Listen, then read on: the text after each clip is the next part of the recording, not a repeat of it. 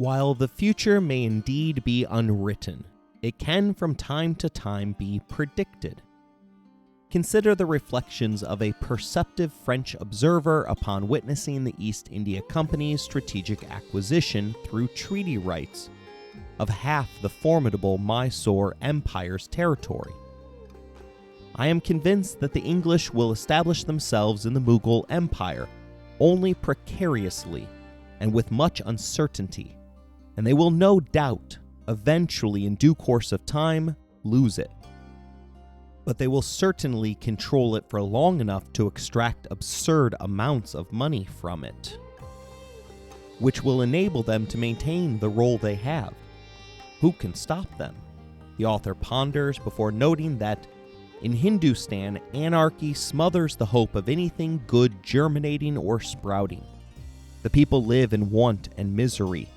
These ever-reoccurring disturbances which pin down all the armed forces of this empire are welcomed by the English as a sure means of taking over the empire itself, bit by bit.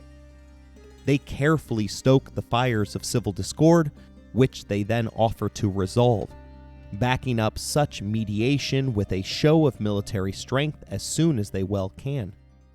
This pattern of behavior, from which they have not deviated for several years, has allowed them to seize control of many areas beyond the limits of Bengal. They play the game of advancing without ever being seen to make any step forward.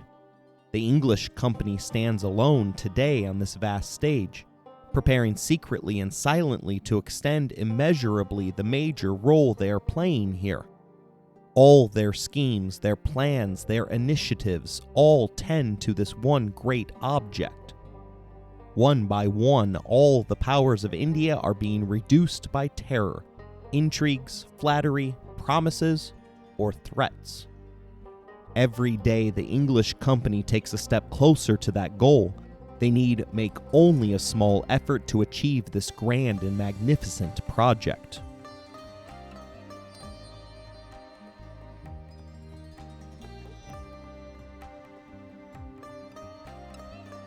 You're listening to Empires, Anarchy, and Other Notable Moments, a podcast designed for deep dives that assist in the teaching of history.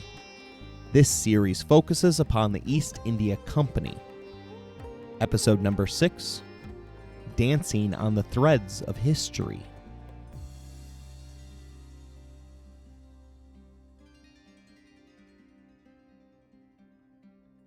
While life within the confines of the East India Company's warehouses and boardrooms might have seemed insulated from external turmoil, the specter of English Francophobia disrupted the calm in 1798.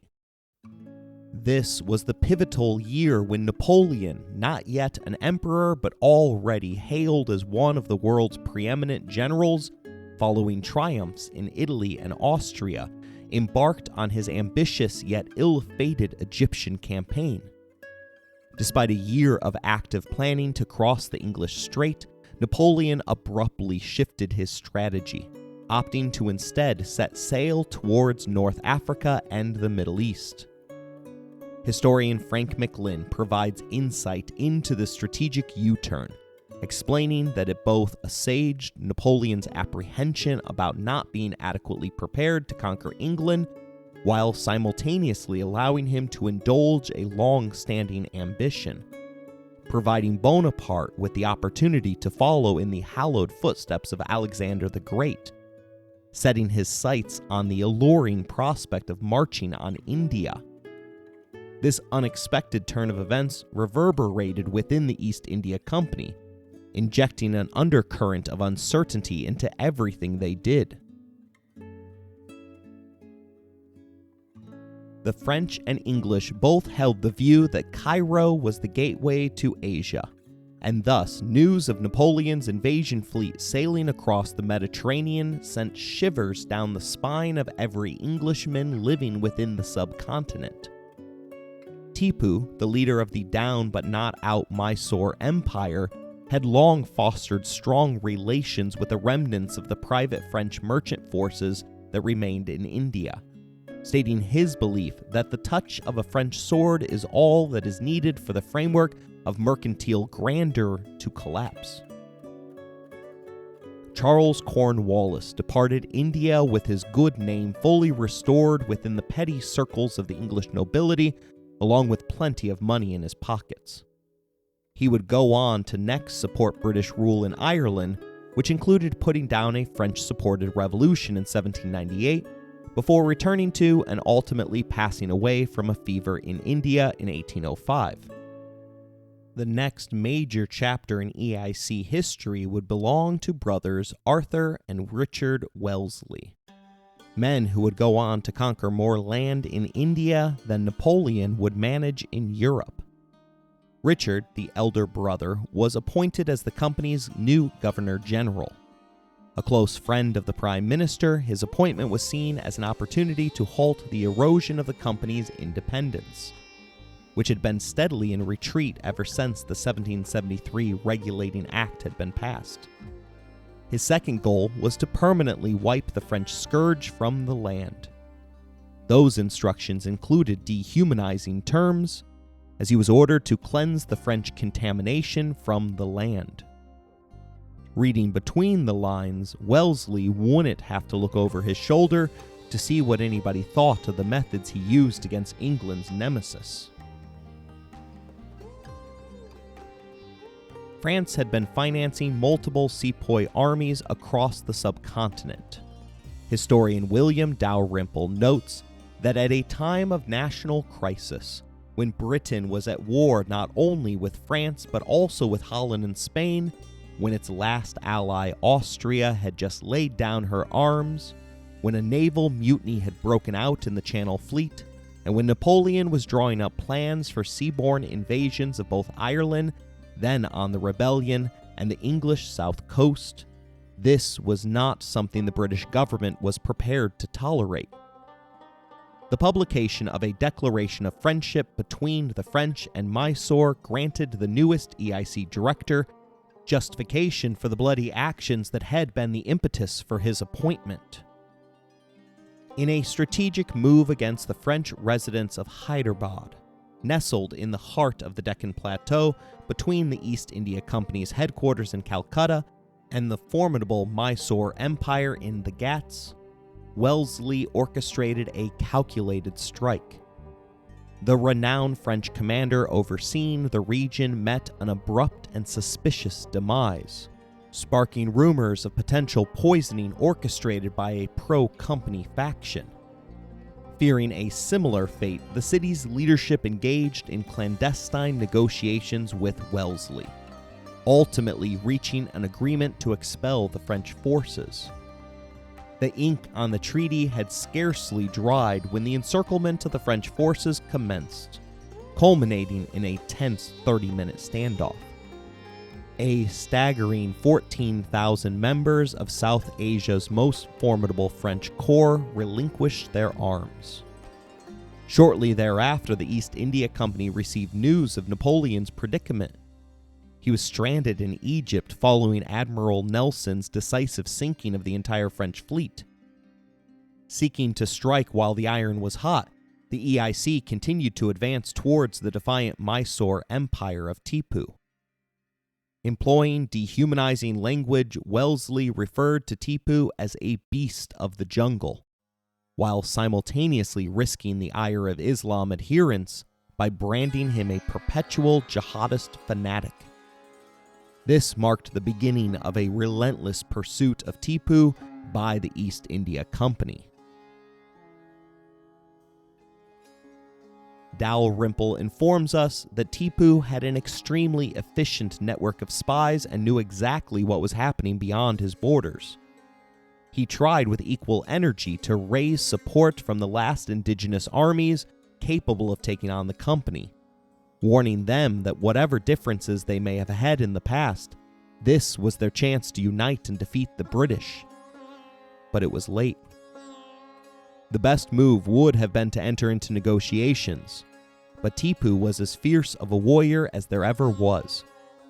Historian Kali Sapansky pushes back against the EIC's crazed fanatics' propaganda, writing that as Sultan, Tipu funded continuous military advances, including further development of the famous Mysore rockets, iron tubes that could fire missiles up to 2 kilometers, terrifying British troops and their allies. He also built roads, created a new form of coinage, and encouraged silk production for international trade.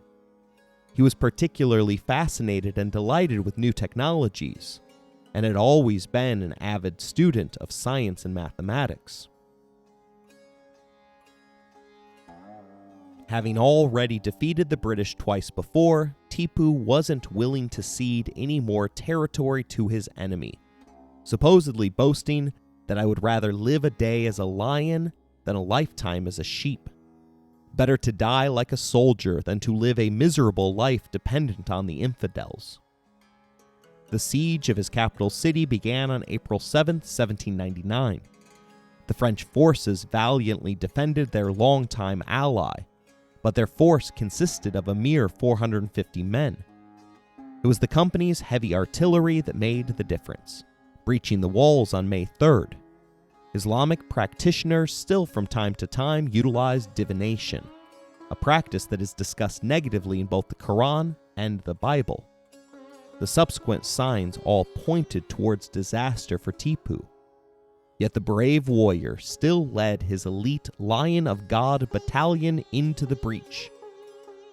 Dalrymple describes the scene for us in great prose, detailing how, as the company troops were already well within the walls, there was nothing for him to do but to climb on the battlements and fight for his life. Outnumbered, bravely taking on the overwhelming incoming rush of company sepoys, he quickly received 2 bayonet wounds and a glancing musket shot in the left shoulder. His attendants called upon him to surrender, but he replied, "Are you mad? Be silent." Here, between the Watergate and the inner ramparts of the fort, the wounded Tipu stood to make what even his most hostile British opponents acknowledged was his gallant last stand. A party of redcoats had forced their way between the gates, and one grenadier, seeing a gold buckle sparkling on the waist of the wounded man, tried to grab at it, and received a fatal sword slash from the Sultan in return. Seconds later, one of the dying man's companions shot Tipu at point-blank range through the temple. After 4 wars against the company over a period of 32 years, the Tiger of Mysore finally fell, sword in hand, among the heaps of dead and dying men.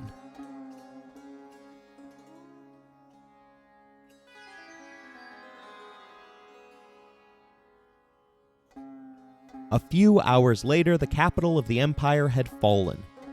That night, excessive violence was visited upon the innocent people of Tipu, whose legacy remains intact to this day as a brave, capable, and just ruler.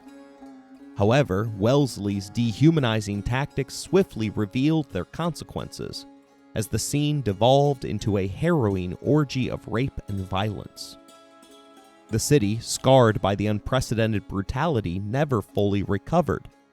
The plunder, now valued at over £200 million, included the infamous golden bejeweled tiger throne of Tipu, callously dismantled and distributed.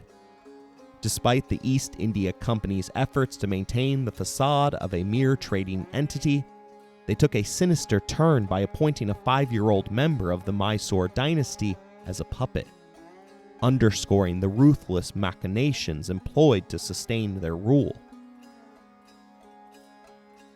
Upon hearing of the successful conquest of the Mysore Empire, the EIC Governor-General raised his glass and gave a disgusting toast to the corpse of India. He knew that the conquest was nearing its final phase, as only the Marathas Empire remained nominally outside the company control. They currently oversaw the protection of Shah Allam, the ruler of the Mughal Empire, who had been blinded by Afghan Rohillas during a Marathas takeover. Although the Marathas' land in the northwest, central, and southern lands remained greater than the holdings of the EIC, the difference between the two powers was that the EIC remained united in the quest of commerce, while the Marathas remained divided by seemingly everything Resembling more of a weak confederation than an autocratic empire, with Dalrymple noting that Wellesley needed to do very little, as he could just sit back in Calcutta and watch as the great Confederacy fell apart. It began with two of the Marathas' leaders going to war after the elder brother of one was captured, hung in chains, and flogged with 200 strokes before suffering what was locally known as the lingering death, a practice that involved the prisoner being tied to the foot of an elephant. A civil war within Marathas territory subsequently broke out in 1801. Observing the winds of change, the EIC reached out to the losing side in order to offer a defensive alliance, one that would inevitably result in the company gaining complete control over the political and economic decisions of their territory, as well as acknowledging the company as the overlord of the Marathas Empire. Of course, the other warring members of the Confederacy had no plans to abide by any such treaty, and within months, the remaining members of the formerly Great Confederacy had united to form the largest, best armed, and most highly trained forces they had ever faced. In an effort to win over public opinion, Arthur Wellesley opened a secret line of communication and offered the Mughal Emperor Shah Allam the chance to come over to their side. Allam had previously left the EIC's quote-unquote protection after 6 unproductive years.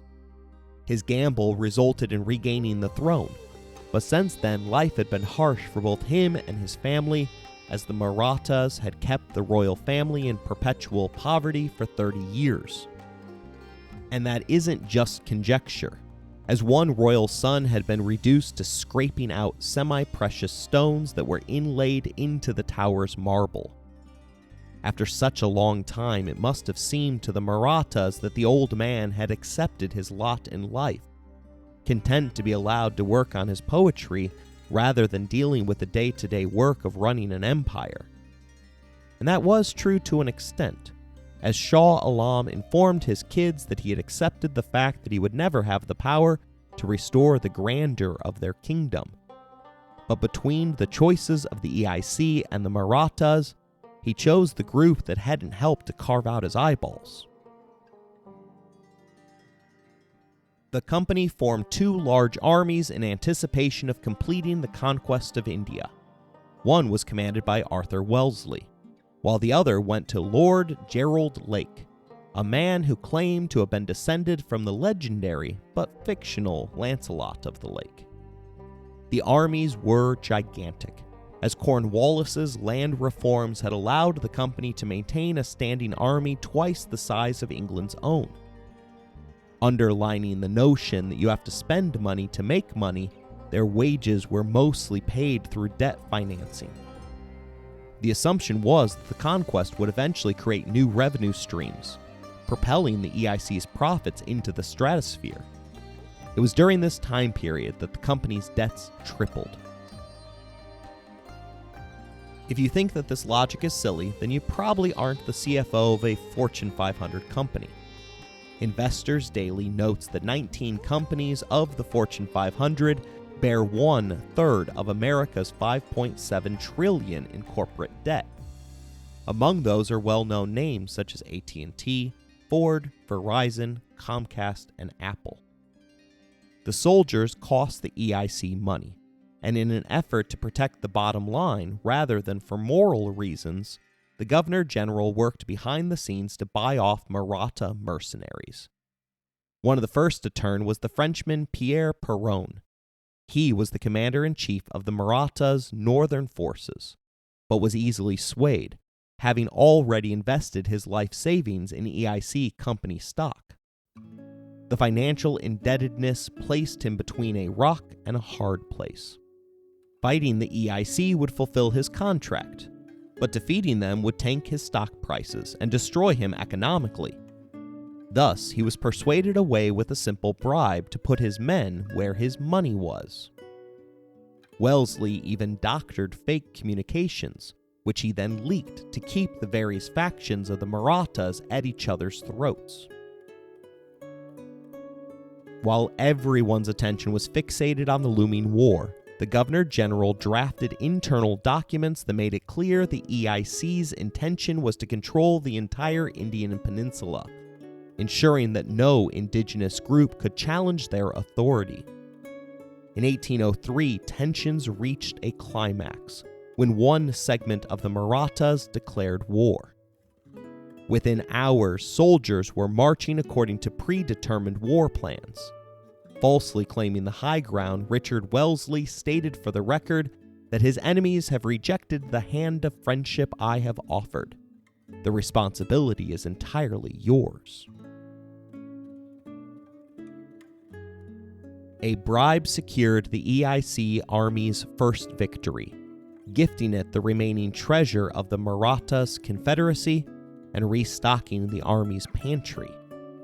Overconfidence, however, soon struck, with Wellesley's forces attacking despite having just completed an exhausting 18-mile march.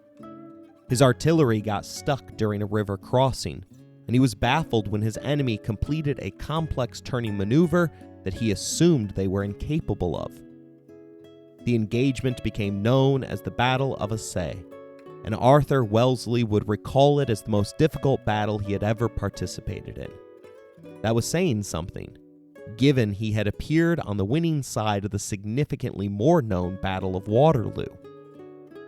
Direct comparisons between the two battles were common, as one major stated, it was acknowledged by all the officers present who had witnessed the power of the French artillery in the wars of Europe that the enemy's guns at the Battle of Assaye were equally well served. The EIC's overconfidence almost cost the Governor-General his brother, as Arthur had 2 horses shot out from beneath him and faced numerous other harrowing close calls. Dalrymple documents that one large round shot just missed Wellesley as he was crossing the Kelna, but decapitated his dragoon orderly as he paused midstream. The horrifying sight of the headless horseman features in many accounts of the battle, the body being kept in its seat by the valise, holsters, and other appendages of a cavalry saddle, and it was some time before the terrified horse could rid himself of the ghastly burden.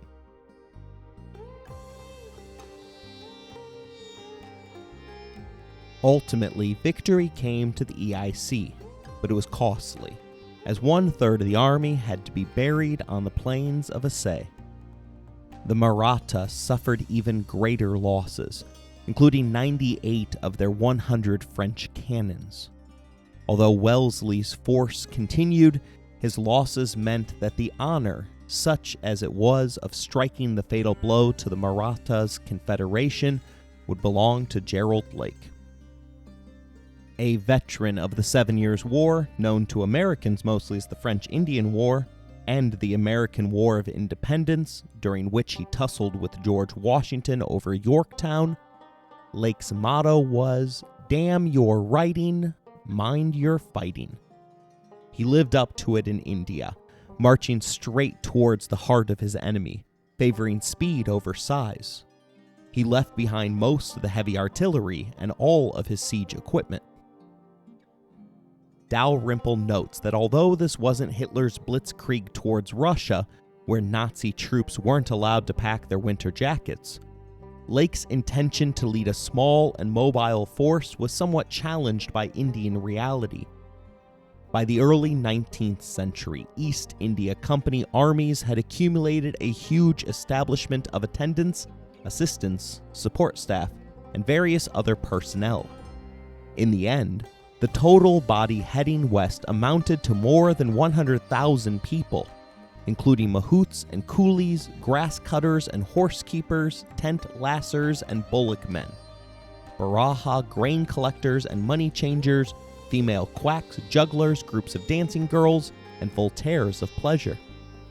These numbers did not, of course, include the thousands of elephants, camels, horses, poultry, and flocks of goats and sheep, which followed close on their heels. With such a circus, one truly wonders how much faster they could move without cannons and siege equipment.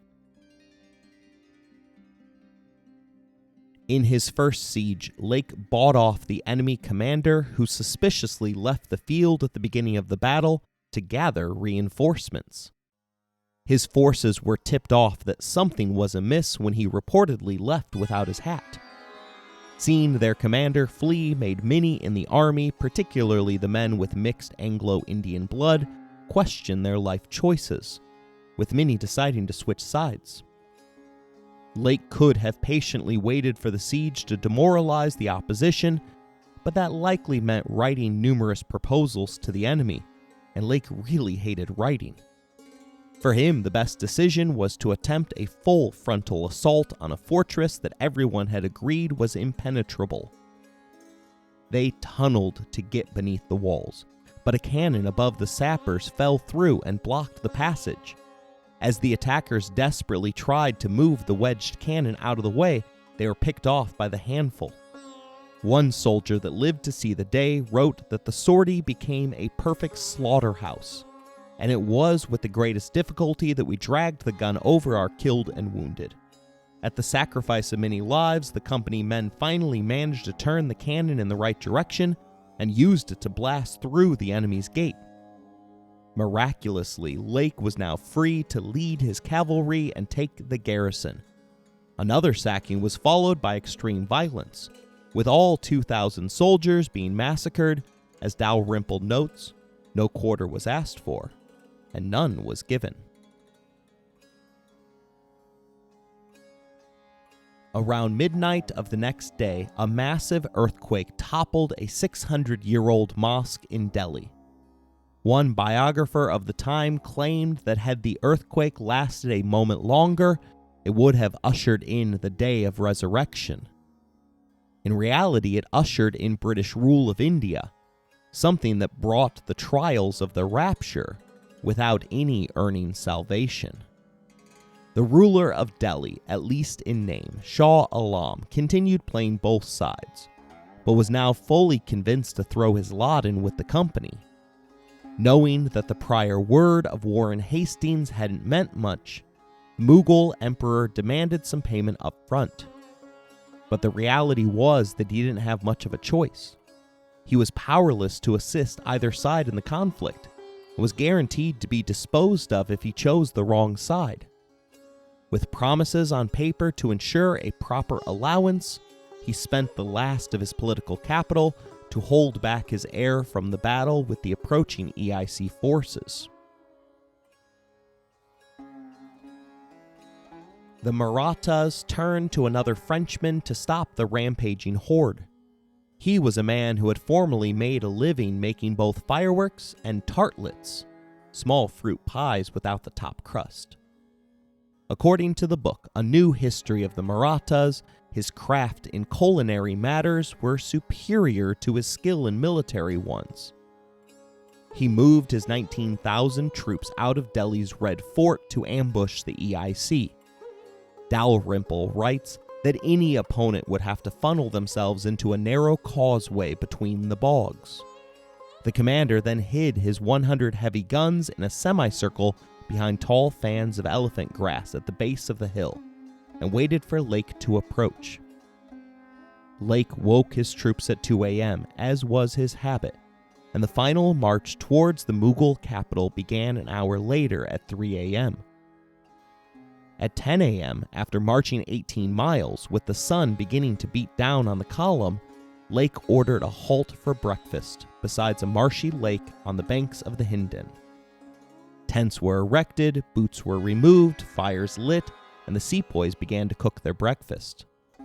The general sent a dram of liquor around to all officers. Quite suddenly, a series of bright flashes illuminated the sky, followed by the thunderous crash of heavy artillery. This shattered not only the tranquility of the day, but also the eardrums of men closest to the guns. The accompanying pressure wave generated by the explosive muzzle blasts was immediately followed by other unnatural and far more eerie auditory sensations that played upon the deafened ears.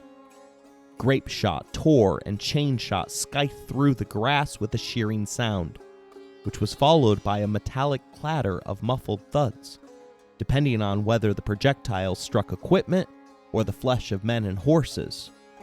It was a massacre.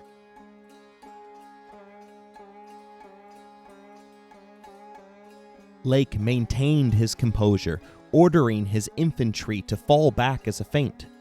When the Marathas rushed forward, the EIC caught them in a pincer movement, bolstered by cavalry that had remained out of range of the ambush. By using bayonets, they forced their enemy back into the river crossing. The Marathas had gambled everything on what became known in history books as the Battle of Delhi. Dalrymple explains the significance of the moment, writing, "Terrible as it was, the Battle of Delhi was the last time British troops faced French officers in South Asia. It also brought to a close Hindustan's unhappy century of being fought over and plundered by rival armies." As Khair-ud-din put it shortly afterwards, the country is now flourishing and at peace.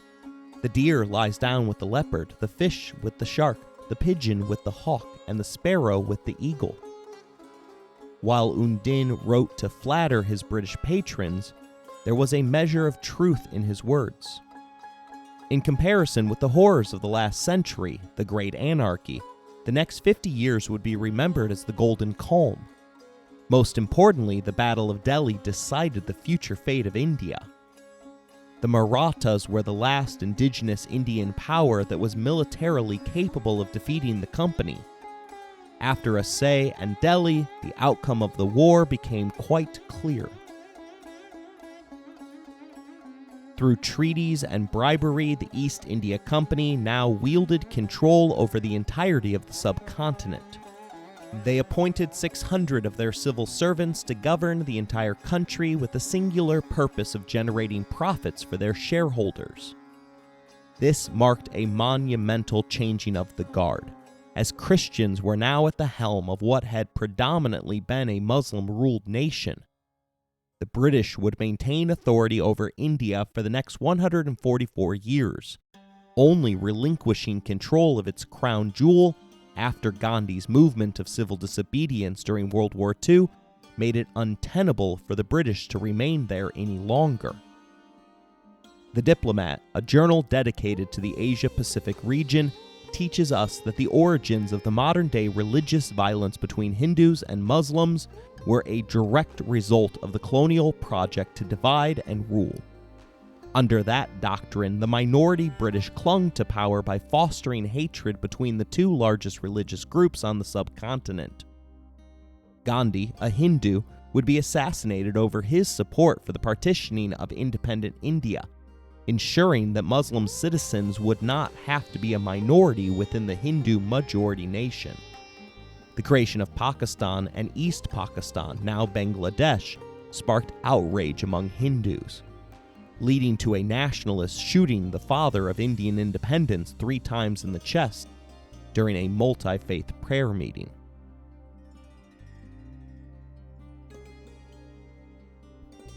By that point, the EIC was no longer involved in the affairs of India.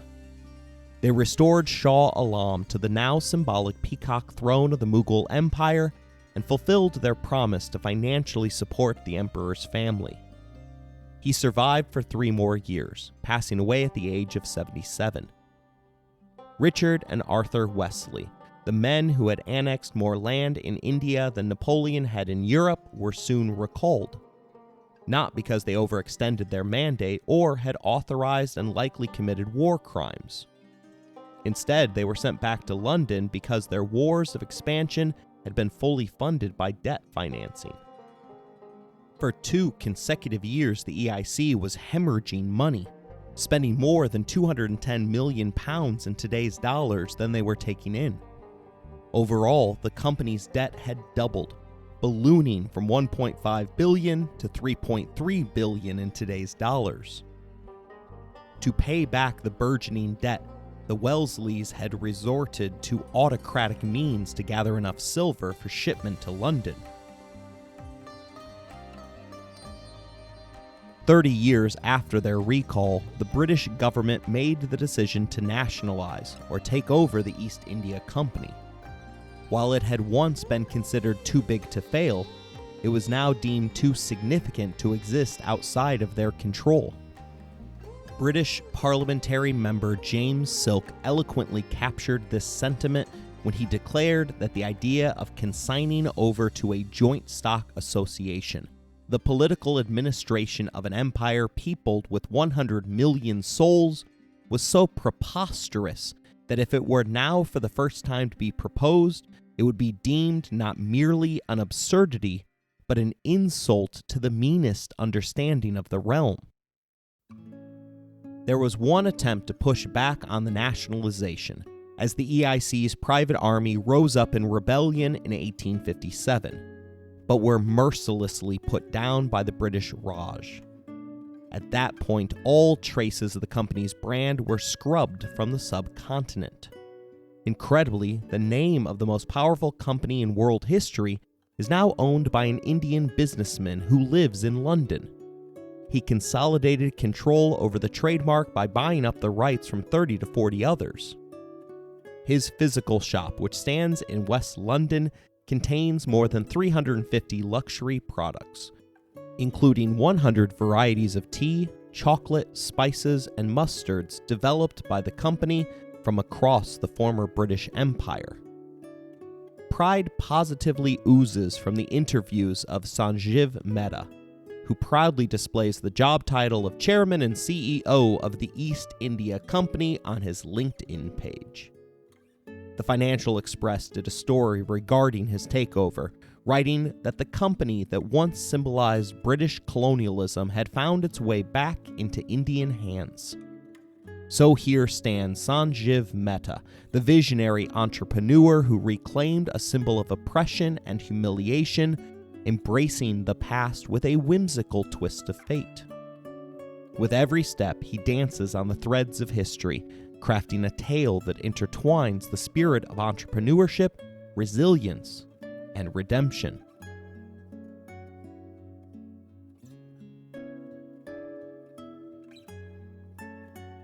I hope you enjoyed today's episode. If you want to interact with the show, you can email us at resourcesbylowery@gmail.com. If you'd like to financially support the show, please look in the show description for more information. As always, thank you for listening, rating the show, and spreading the word.